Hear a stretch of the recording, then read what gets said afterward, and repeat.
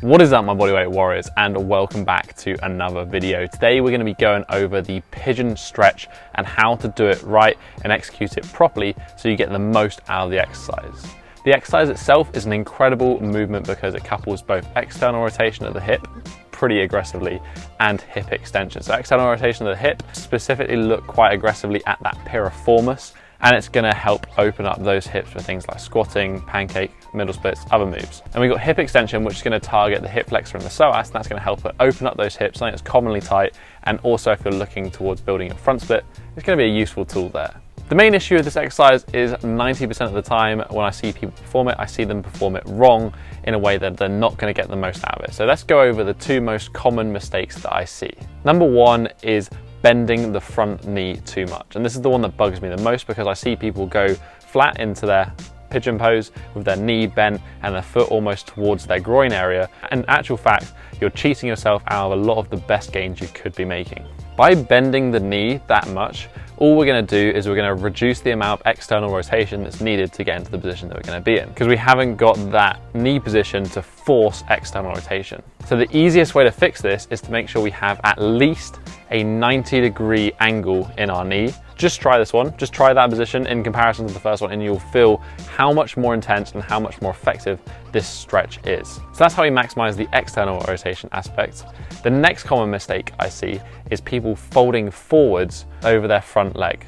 This is not necessarily a mistake, but what is happening is you're not getting the most out of the exercise. As I said, this exercise is a really good stretch for the hip flexor and psoas. If we fold forward and bend at the hips, all we're doing is reducing any stretch placed on the hip flexor that we could be getting out of the stretch. So instead of getting two stretches for the price of one, we're now only getting one stretch. So it's more getting the most bang for your buck out of this exercise, is basically trying to stay nice and tall when we're in that pigeon stretch position. So now you know those four mistakes. What are the progressions that you can use to get into your full pigeon, and how should you perform it? The main way to enter into the pigeon pose is to simply start in a lunge position, and we're going to slide that foot back until our knee goes to that 90-degree position that we're after.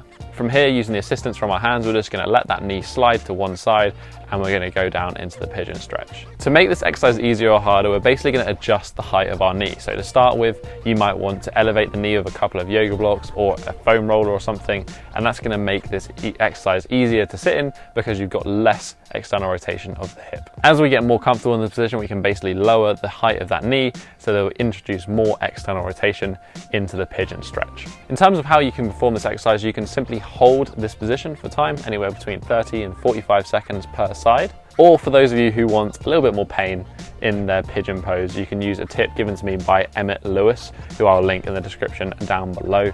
And that is basically where you twist into the externally rotated leg. So if we got our left leg forward, we're going to twist to the left-hand side slightly. This makes it a hell of a lot more intense, but it is a good way of making this exercise harder. That is basically the don'ts and the do's of how to do the pigeon stretch and get the most bang for your buck out of this exercise. If you have any questions about the pigeon stretch, why not leave a comment down below and join the conversation. Share your thoughts and opinions on this. While you're down there, you can also hit that thumbs up button and support the channel so you enjoyed this video. Right next to it is that subscribe button so you don't miss out on any more of these tutorials, stretching techniques, or anything else on this channel. But that has been it for this week, guys. Have a strong week and peace.